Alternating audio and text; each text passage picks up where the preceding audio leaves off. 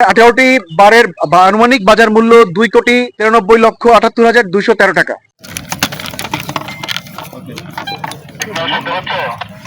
আমাদের 6 বিজিবি ব্যাটালিয়নে আমার নিকট তথ্য ছিল ঢাকা থেকে চুয়াডাঙ্গাগামী পূর্বাশা যে গাড়িটি আছে এটা স্বর্ণ চোরাচালান হচ্ছে। এই সুনির্দিষ্ট গোপন তথ্যের ভিত্তিতে আমরা অভিযান পরিচালনা করি এবং 2 জনকে আমরা আটক করতে সমর্থ হই এবং তাদের নিকট থেকে 18টি স্বর্ণের বার, 2টি মোবাইল এবং নগদ 10,190 টাকা জব্দ করতে সক্ষম হই। এই স্বর্ণগুলো প্রধানত তারা ভারতে পাচারের উদ্দেশ্যে বহন করে এনেছিল।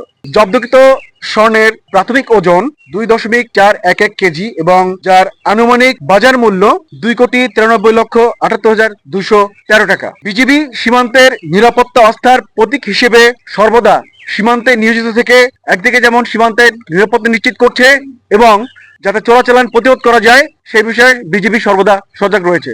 সকলকে ধন্যবাদ। দেশ জুড়ে তোলপাড় ওয়ালটন ফ্রিজ কিনে আপনিও হয়ে যেতে পারেন মিলেনিয়ার।